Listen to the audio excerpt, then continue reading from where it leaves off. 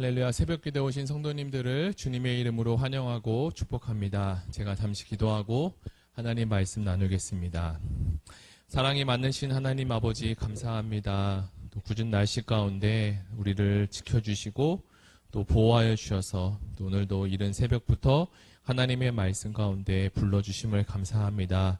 이 말씀을 통해서 우리 자신을 돌아보게 하시고 또 오늘 하루를 살아갈 수 있는 일용할 양식, 영혼의 양식이 되게 하여 주옵소서. 예수 그리스도의 이름으로 기도드립니다. 아멘. 네, 오늘 말씀은 구약성경 예레미야 46장 13절에서 28절까지의 말씀을 가지고 하나님은 왜 심판하실까요? 라는 제목으로 하나님 말씀을 나누겠습니다. 제가 먼저 성경 봉독하겠습니다. 바벨론의 느부갓네살 왕이 와서 애굽 땅을 7일에 대하여 선지자 예레미야에게 이르신 여호와의 말씀이라. 너희는 애굽에 선포하여 믹돌과 놉과 다바네스에 선포하여 말하기를 너희는 굳건히 서서 준비하라. 내 사방이 칼에 삼키었느니라. 너희 장사들이 쓰러짐은 어찌하니냐. 그들이 서지 못함은 여호와께서 그들을 몰아내신 까닭이니라. 그가 많은 사람을 넘어지게 하심에 사람이 사람 위에 엎드러지며 이르되 일어나라. 우리가 포악한 칼을 피하여 우리 민족에게로 우리 고향으로 돌아가자 하도다. 그들이 그곳에서 부르짖기를 애굽의 바로 왕이 망하였도다. 그가 기회를 놓쳤도다. 만군의 여호와라 일컫는 왕이 이르시되 나의 삶으로 맹세하노니 그가 과연 살들 중에 다볼과 같이 그리고 해변의 갈멜 같이 오리라. 애굽에 사는 딸이여 너는 너를 위하여 포로의 짐을 꾸리라. 노비 황무하며 불에 타서 주민이 없을 것이라. 애굽은 심히 아름다운 암송할지라도 북으로부터 새파리 떼가 줄곧 오리라. 또 그 중에 고용꾼은 살찐 수송아지 같아서 돌이켜 함께 도망하고 서지 못하나니 재난의 난이 이르렀고 벌받는 때가 왔음이라. 애굽의 소리가 뱀의 소리 같으리니 이는 그들의 군대가 벌목하는 자 같이 도끼를 가지고 올 것임이라. 여호와의 말씀이니라. 그들이 황충보다 많아서 셀 수 없으므로 조사할 수 없는 그의 수풀을 찍을 것이라. 딸 애굽이 수치를 당하여 북쪽 백성의 손에 부침을 당하리로다. 만군의 여호와 이스라엘의 하나님께서 말씀하시니라. 보라, 내가 노예 아몬과 바로와 애굽과 애굽 신들과 왕들 곧 바로와 및 그를 의지하는 자들을 벌할 것이라.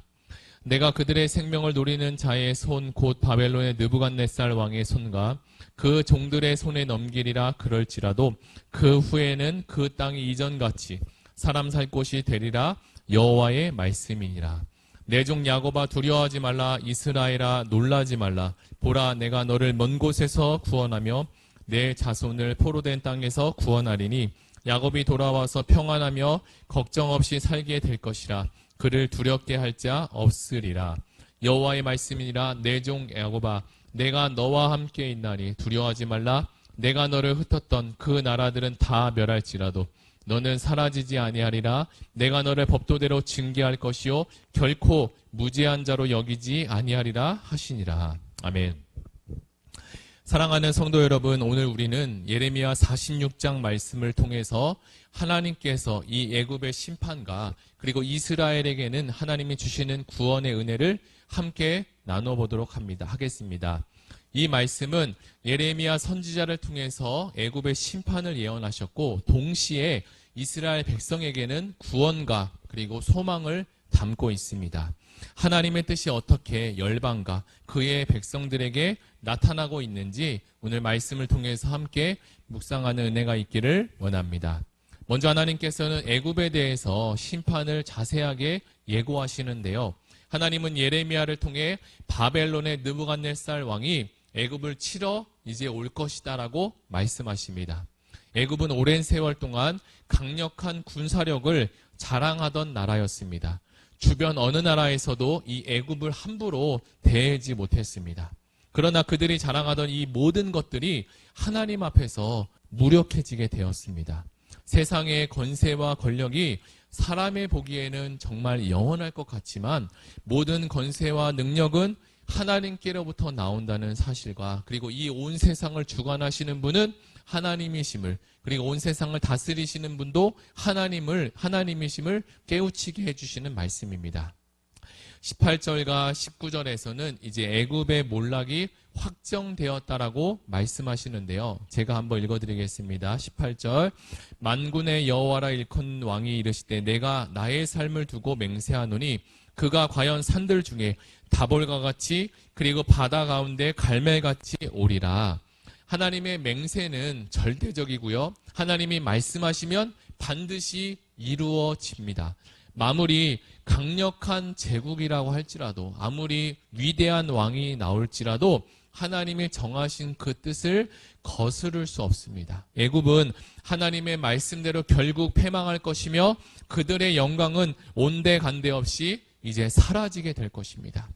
이어서 애굽의 패배와 수치가 구체적으로 더 묘사되고 있는데요. 애굽은 아름다운 암송아지로 비유되지만 북방에서 오고 있는 이 파리떼, 즉 바벨론의 군대에 의해서 이제 철저하게 패배할 것입니다. 애굽의 병사들은 용맹함을 잃을 것이고 도망칠 것이며 그들의 군사적 자랑은 이제 무너지게 됩니다. 이는 하나님 앞에서 인간의 힘과 인간의 자랑이 얼마나 무의미한지를 깨닫게 하십니다. 사람은 조금만 계획대로 잘 되면 교만해지기 쉽고, 또 반대로 어려운 일이 찾아오게 되면 땅속 아주 깊은 곳으로 들어가 우울해지기 쉽습니다. 그러나 세상의 만물의 모든 것이 하나님의 주권 안에서 이루어지고 하나님이 온 세상을 하나님의 질서와 법칙 안에서 하나씩 이루어가고 있다는 사실을 우리가 인정할 때 우리의 마음은 평안해질 수 있습니다. 우리 인생이 내 힘과 그리고 내 지혜와 내 계획대로 살아가는 것 같지만 하늘의 권세와 능력으로 살아가는 것을 우리는 알 수 있습니다. 이제 애굽에 대한 심판의 이야기가 끝나고요. 이스라엘에게 주시는 하나님의 위로와 약속의 말씀을 하십니다. 한번 읽어보겠습니다. 25절인데요. 제가 읽겠습니다. 이스라엘 하나님 만군의 여호와가 말하노라. 보라, 내가 노아몬의 아몬과 바로와 애굽의 신들과 왕들 곧 바로와 그를 의뢰하는 자들을 벌하리라. 하나님은 애굽의 신들과 그리고 왕까지도 벌하실 것이라고 말씀하시고 이스라엘을 이제 다시 회복시켜 줄 것이다라고 약속하십니다. 이는 하나님의 구원과 회복의 약속을 확신시켜 주는 말씀입니다. 하나님께서 이스라엘 백성들에게 두려워하지 말라고 말씀하십니다. 이스라엘뿐만 아니라 주변에 있는 약속국들도 애굽과 바벨론을 의지하며 또 두려운 마음으로 살아갑니다. 사람은 이처럼 누구나 자신보다 힘이 세거나 권세가 있는 존재를 두려워하는데요. 그러나 그 권세와 힘도 누가 주십니까? 바로 하나님께서 허락하지 않으면 안 된다는 사실을 알게 됩니다. 이 세상에 있는 권세와 능력을 가진 사람을 우리가 두려워하지 말고 온 우주 만물을 주장하시며 계획하시는 하나님을 사랑하고 두려워하시기 바랍니다. 하나님은 이렇게 두려움에 떨고 있는 이스라엘 백성들을 향하여 약속의 말씀을 주십니다. 27절 말씀인데요. 제가 읽어드리겠습니다. 내 종 야곱아 두려워하지 말라. 이스라엘아 놀라지 말라. 보라, 내가 너를 먼 곳에서 구원하며 내 자손을 그들의 포로된 땅에서 구원하리니 야곱이 돌아와서 평안하며 염려함이 없을 것이라.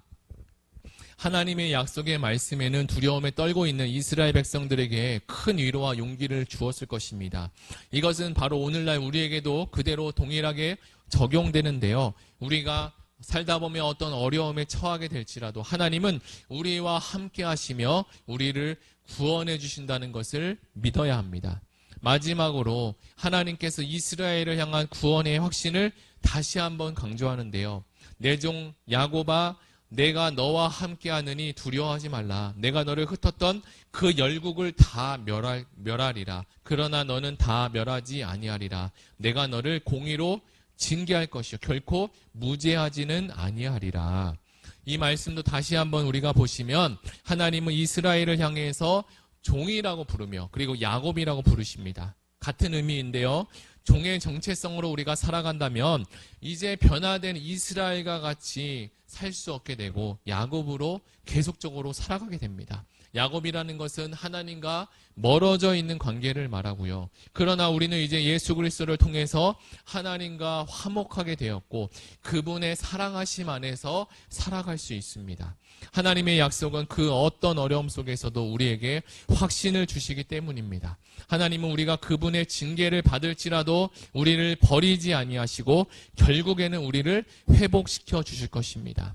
사랑하는 성도 여러분, 오늘 이 말씀을 통해서 우리는 하나님의 심판하심과 구원하심의 메시지를 동시에 듣게 되었습니다.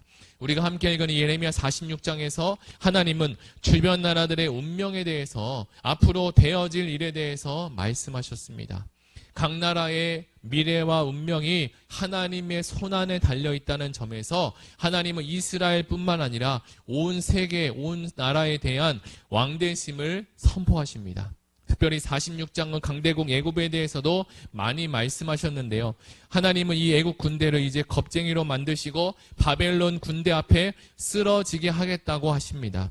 하나님께서 애굽을 멸하시고 심판하시는 이유는 이스라엘이 하나님보다 애굽을 더 의지했기 때문입니다. 그리고 이스라엘이 바벨론에게 끝까지 항복하지 않은 이유도 애굽 군대가 바로 옆에 있었기 때문입니다. 하나님은 이제 이 애굽을 심판하셔서 사람을 의지하는 것이 얼마나 허무하고 허망한 일인지를 깨닫게 하십니다. 우리는 하나님의 주권과 사랑을 기억하시며 그분의 약속하심을 믿고 신뢰하는 우리가 되기를 원합니다. 사람이나 도울 힘이 없는 인생을 의지하지 마시고 하나님께서 우리와 함께 하시며 우리의 모든 두려움을 물리쳐 주실 것을 믿음으로 믿고 나아가는 의왕우리 교회 모든 성도님이 되시기를 예수 그리스도의 이름으로 축복합니다. 다 같이 말씀을 붙들고 함께 기도하기를 원합니다. 다 같이 기도하시겠습니다.